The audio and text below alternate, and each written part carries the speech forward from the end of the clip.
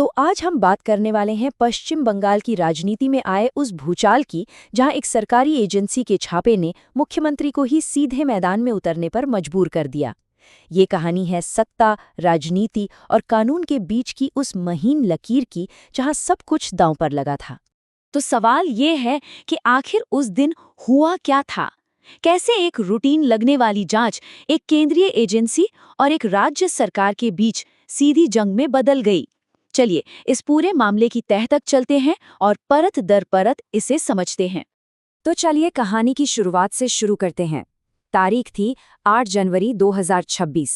प्रवर्तन निदेशालय यानी ईडी की एक टीम अपनी जांच के लिए एक दफ्तर पहुंचती है।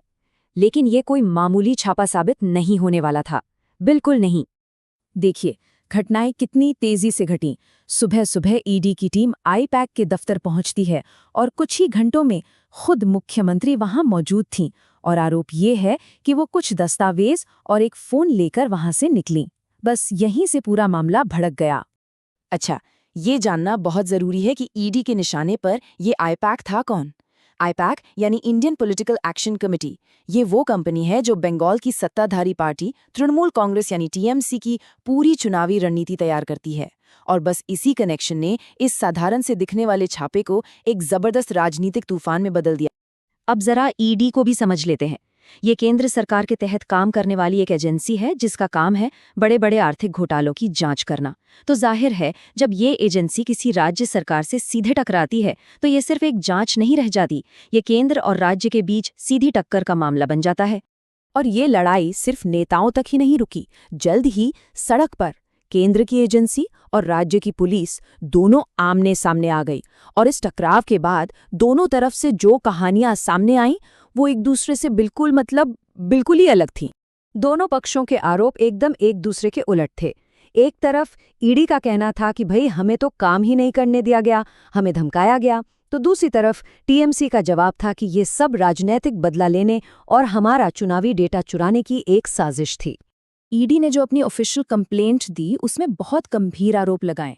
उनका कहना है कि राज्य पुलिस ने उन्हें गिरफ्तारी की धमकी दी और पंचनामा तक नहीं बनाने दिया। अब ये पंचनामा किसी भी सर्च का वो कानूनी रिकॉर्ड होता है जिसके बिना पूरी जांच ही अधूरी और कानूनी तौर पर कमजोर मानी जाती है। और ये सब हमें कहानी के सबसे बड़े सवाल पर ले आता है। आखिर उन फाइलों में ऐसा क्या था, ऐसा कौन सा राज छिपा था जिसके लिए इतना बड़ा टकराव मोल लिया गया? दांव पे क्या लगा था? जरा सोचिए, सिर्फ कुछ कागजों के लिए कोई संवैधानिक संकट तक का जोखिम क्यों उठाएगा? इस सवाल का जवाब समझने के लिए हमें पर्दे के पीछे झांकना होगा। देखिए, खबरों के मुताबिक ये दस्तावेज सिर्फ चुनावी रणनीति के नहीं थे। कहा तो ये भी जा रहा है कि इनमें राज्य के बड़े बड़े करप्शन स्कैम्स जैसे कोयला घोटाला और भर्ती घोटाला से जुड़े राज दफन थे। ऐसे राज जो कई बड़े नामों को बेनकाब कर सकते थे। मतलब साफ है, ये लड़ाई सिर्फ कुछ लोगों को बचाने की नहीं थी। आरोप ये है कि ये एक पूरे इकोसिस्टम को, एक पूरे नेटवर्क को बचाने की कोशिश थी। एक ऐसा नेटवर्क जो कथित तौर पर सत्ता और भ्रष्टाचार के गठजोड़ से बना था और जिसके सामने आने का डर था। तो अब देखते हैं कि ये एक घटना आने वाले चुनावों के लिए राजनीतिक बिसात कैसे तैयार कर रही है, इसका पॉलिटिकल असर क्या हो रहा है। विपक्षी पार्टी बीजेपी ने इस मौके को हाथ से जाने नहीं दिया।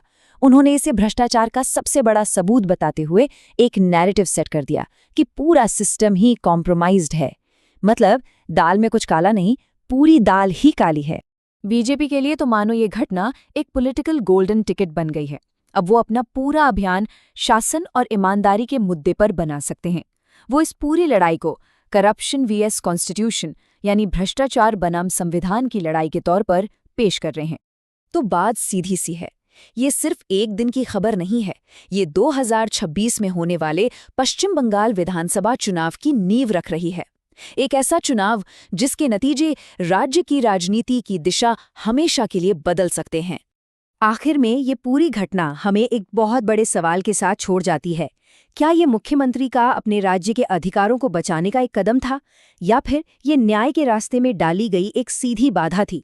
इस सवाल का जवाब जो भी हो, वो भारत के संघीय ढांचे का भविष्य तय करेगा।